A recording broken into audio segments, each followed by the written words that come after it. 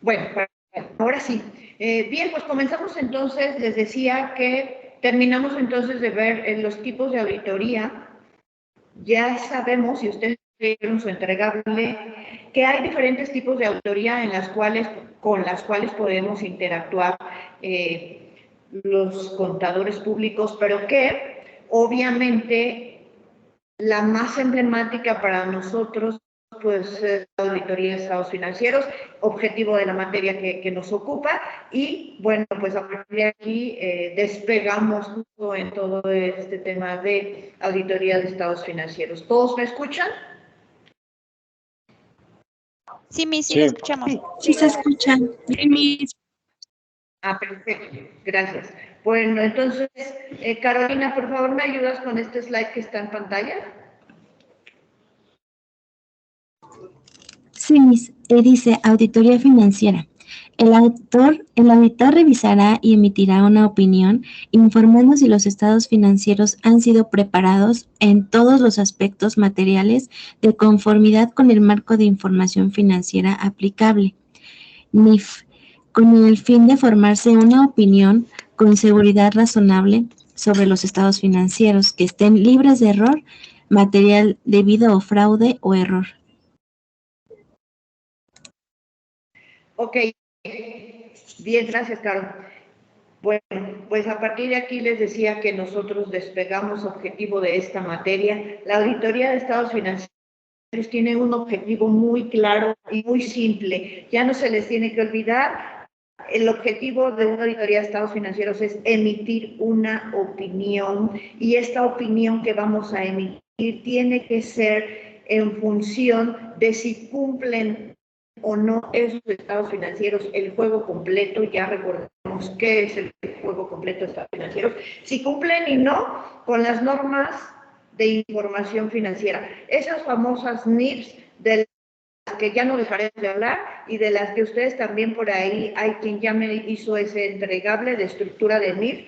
Por esa razón es que tenemos ese entregable, porque a partir de este momento todo lo que vamos a revisar para efectos financieros tiene que cumplir con esa normatividad. Y si no conocemos esa normatividad, o si no tenemos la edad, por lo menos a alto nivel de la clasificación de esas NIFs, bueno, pues no vamos a saber nunca de qué estamos hablando, ¿no? Entonces, contadores públicos, lo que vamos a hacer es justamente darle veracidad, ¿no? Darle una palomita a esos estados financieros si están cumpliendo o no con esa normatividad que tenemos que aplicar, ¿ok? ¿Hasta aquí alguna duda? Es simple el objetivo de la auditoría de estados financieros. ¿Ninguna duda? No, Miss. No, Miss. No, ninguna. Miss. Perfecto. Ok. Isabel. Sí, profesora. Hola. Ya tengo todo mi volumen. No se escucha. A ver. Hola. Hola, profesora. Nosotros sí la escuchamos, yo sí la escucho. Ok, sí, es que los escucho lejísimos. Hola. Permítanme, a ver, como que se está, no sé si está aquí la banda de internet, está como lento el asunto. Ya avancé algunos slides, pero parece que no avanza.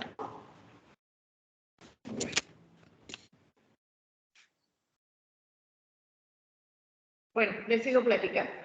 Lo que viene en los siguientes slides es justamente, bueno, las características, los requisitos, principalmente académicos y profesionales, que tenemos que cumplir los contadores públicos para poder emitir una opinión de estos estados financieros, ¿no? Ya habíamos hablado, bueno, necesitamos ser contadores públicos titulados con cédula. Obviamente se necesita esta cédula profesional, dado que es una auditoría específicamente, en este caso sí, insisto, específicamente para los profesionales de la contaduría pública. Debemos de cumplir con una certificación.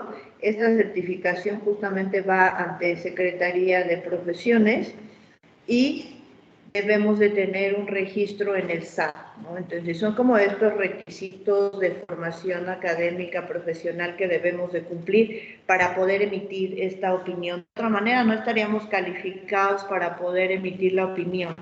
Después viene este tema de, bueno, vamos a emitir una opinión de los estados financieros y hablamos siempre del juego completo. El juego completo de estados financieros, por favor, dime cuál sería el juego completo de los estados financieros.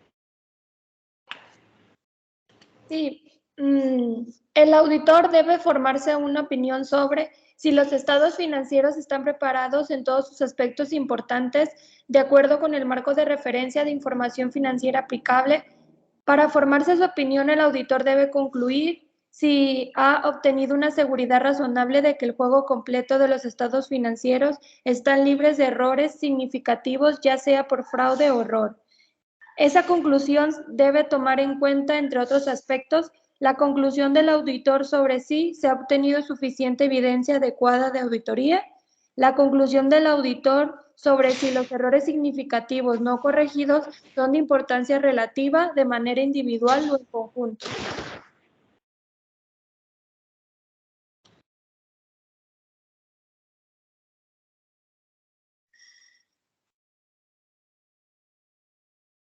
No le escucho, profesora. Tiene mute, Miss. Tiene mute, Apagado. profesora.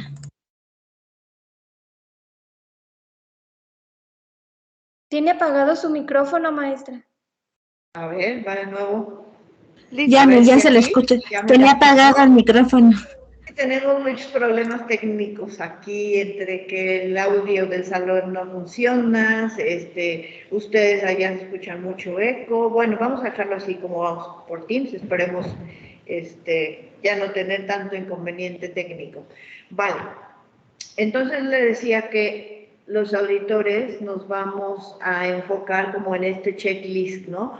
Como para tener una idea más clara, más aterrizada de qué es lo que tendríamos que hacer, de qué nos tenemos que asegurar los auditores de estados financieros. Número uno, bueno, pues aquí en su inciso A, como podrán leer, observar, pues resulta que cada entidad define sus políticas contables de acuerdo a sus circunstancias. Estas políticas contables no pueden ser generalizadas en las entidades, tienen que ser hechas a la medida. ¿Por qué tienen que ser hechas a la medida? Porque no todos tienen como la misma circunstancia ni necesidad económica y financiera para poder establecer una política general, ¿no? Un ejemplo de esto, para que quede claro, es si, por ejemplo, nosotros tenemos por nuestra circunstancia la necesidad, la actividad de esta entidad, resulta que tenemos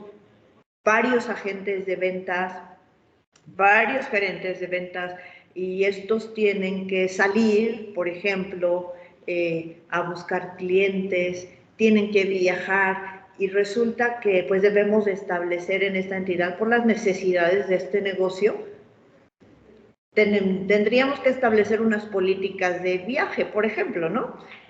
¿Cuáles? Las que consideremos necesarias. Estas que consideremos necesarias, el equipo de administración, obviamente que es un equipo profesional, interdisciplinario, que tendrá que sabe que tiene que apegar sus políticas a la normatividad financiera, ¿no? Entonces, si en este ejemplo que yo les digo, tenemos diferentes gerentes de ventas, de la misma forma tenemos diferentes tipos de clientes. Estos diferentes tipos de clientes pueden ser algunos cuentas clave y algunos, digamos, pues son nuevos, todavía no los conocemos muy bien, pero algunos que ya tienen alguna historia con nosotros, en fin, en función de los diferentes tipos de clientes también les otorgamos diferentes tipos de crédito, por ejemplo, ¿no? Si 30 días, si 60, si 90, dependiendo de la clase de cliente que sea. Y entonces defines una política de crédito de acuerdo a tu circunstancia. Por eso digo, tiene que ser hecho a la medida. En el caso de los gerentes de venta que hacen viajes de negocio para esta entidad, pues establecemos políticas específicas de viáticos, ¿no? Probablemente haya gerentes, tengamos en esta entidad de diferente nivel también, ¿por qué no? Y les otorguemos viáticos de acuerdo a la necesidad o específica del viaje que van a hacer, ¿no? Una política de crédito, una política contable en este sentido de viático podría ser que, pues está autorizado el avión a nivel, digamos, de primera, ¿no? Para cierto nivel de directores o de gerentes de esta entidad, ¿no? O no, está autorizado hasta cierto monto, es decir, podemos establecer montos o podemos establecer categorías, ¿no? De vuelos, por ejemplo. Ajá. Y por otro lado también podemos establecer o deberíamos establecer los montos que vamos a permitir de viático, ya sea de hotel, te puedes hospedar en un hotel de 5 estrellas o te puedes hospedar en un hotel de 3 o de 4, en fin, cada uno de acuerdo a nuestra circunstancia, necesidad y economía de la entidad, obviamente va a establecer estas políticas. Por esa razón, en estos ejemplos nos podrá quedar claro que pues cada entidad define sus políticas de acuerdo a sus circunstancias, ¿ok? A esas políticas contables. Entonces, número uno, auditor, lo que haces es justamente pedir estas políticas, ¿no? Son de las cosas que pedimos cuando llegamos, dentro de todo el listado de cosas que solicitamos es, ¿tienes un manual de políticas contables? ¿Me lo proporcionas? Manual de procedimientos, para que después nosotros, como dice ahí en el inciso B, estas políticas contables son las adecuadas, es decir, ya conocemos el giro de esta entidad, ya conocemos a qué se dedica, ya conocemos el tamaño de esta entidad, ya conocemos, ya tenemos un estudio general, como habla una técnica de auditoría, ¿no? Ya conocemos un estudio general de esta entidad y entonces ya tendremos nosotros con el expertise de auditores, ya tendremos como elementos para poder valorar si esas políticas son las adecuadas, ¿no? Están justamente hechas a la medida y que no solo es que sí son las adecuadas, sí son las que de alguna manera vienen bien a esta compañía. La otra cosa que te tienes que asegurar, pues, es que se cumplan, es decir, que no sea letra muerta, que sí tienes un manual de políticas, pero a la hora de que yo veo tus estados financieros y en el ejemplo, para que quede cerrado, en el ejemplo de las políticas de crédito a clientes, ¿no? De los diferentes términos de crédito para que nos paguen sus facturas, resulta que cuando yo veo clientes, veo que tienes una antigüedad de más de 1000 días, ¿no? Vencidos, y dices, ¿qué pasó? ¿Qué hiciste? ¿Qué dice tu política? Tu política, pues la más larga habla de 90 días y ya tenemos aquí clientes que tienen 365 días. ¿Qué está pasando, no? O sea, es letra muerta, no estamos haciendo nada, no estamos respetando nuestras propias políticas, ¿o qué pasa, no? Entonces, bueno, tú empiezas a valorar todo eso, auditor, las políticas que existan.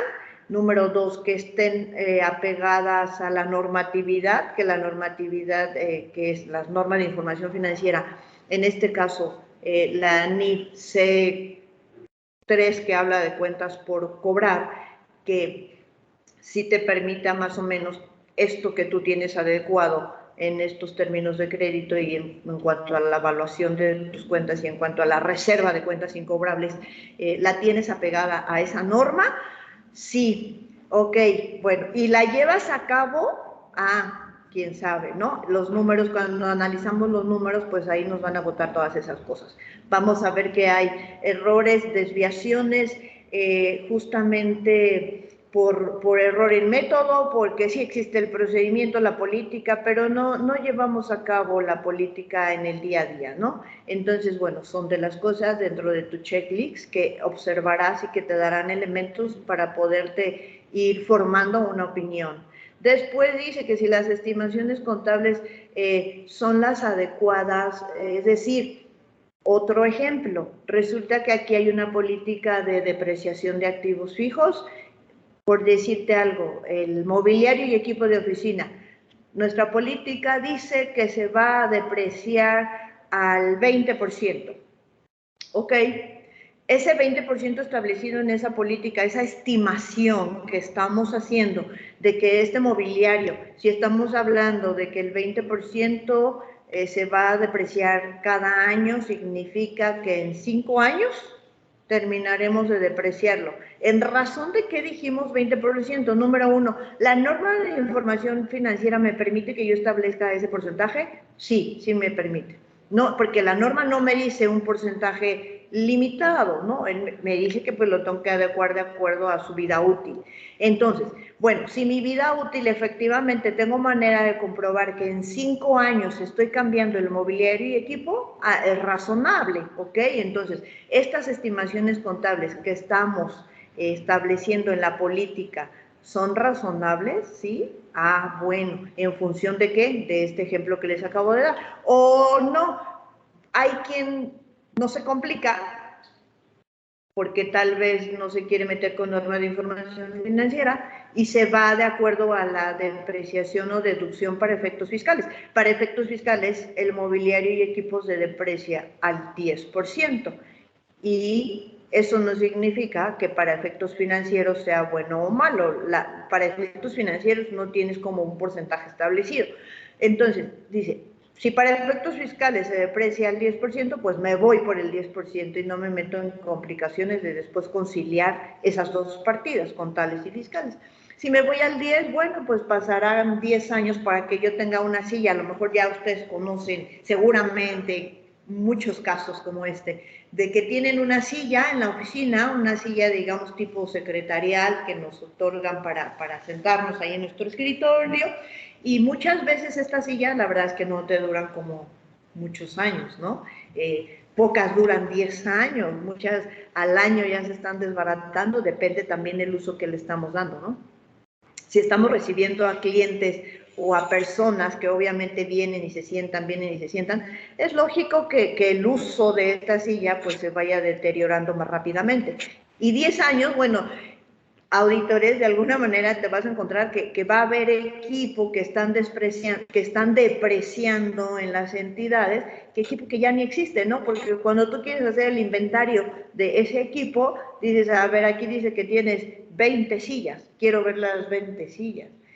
Pues muchas de ellas ya no están, ya pues se descompusieron, se rompieron, las tiraron, no sé. Entonces, tenemos que pensar en esto, en qué es lo razonable, ¿no? Y qué es lo razonable va a ser, pues, característica distinta en cada entidad. Lo que puede ser razonable aquí, ahorita, en este momento, en esta entidad, puede que en la entidad de al lado del vecino pues sea distinta y que esas sillas en 2 años las esté cambiando. Y si financieramente las quiero depreciar en 2 años porque tengo toda la documentación soporte para poder demostrar que estoy cambiando mis sillas cada 2 años, porque resulta que es un negocio que tiene ahí ese mobiliario para atención a clientes, y lo puedo demostrar, pues claro, nadie te va a decir que no y la norma te lo permite. Para efectos fiscales es otra historia, pero no estamos aquí para efectos fiscales. Ok, entonces, para efectos financieros no tenemos un límite, esas políticas, esas estimaciones contables que se establecen en las entidades tienen que ser solo razonables, de acuerdo a la realidad específica de cada entidad. ¿Hasta aquí alguna duda?